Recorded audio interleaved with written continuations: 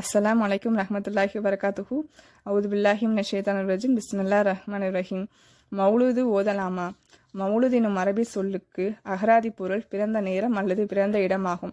ஆனால் பிற்காலத்தில் இஸ்லாத்தின் நபி அவர்கள் காட்டாத பித்தத்தான காரியங்களை உருவாக்கியவர்கள் நபி அவர்களை இறைவனுக்கு நிகராக உயர்த்தி கடவுளாக காட்டி படிக்கும் கேடு கெட்ட கவிதைகளுக்கு மௌலிதினும் பெயரிட்டு விட்டனர்.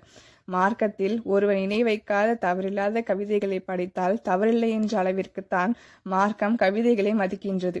கேடு கெட்ட கவிதைகளை நபி அவர்கள் மிக மிக கடுமையாக கண்டித்துள்ளதை மறந்து விடுகின்றனர்.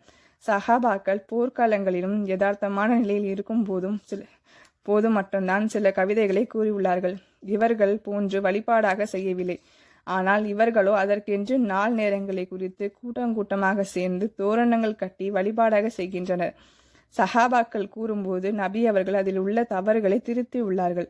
இவர்கள் எழுதியவற்றை எதையும் நபி அவர்கள் திருத்தவில்லை. கிறிஸ்துவர்கள் மரியமின் மகன் ஈசாவை கடவுள் நிலைக்கு உயர்த்தி விட்டதை போல் நீங்கள் என்னை உயர்த்தி விடாதீர்கள், ஏனெனில் நான் அல்லாஹ்வின் அடியான் தான்.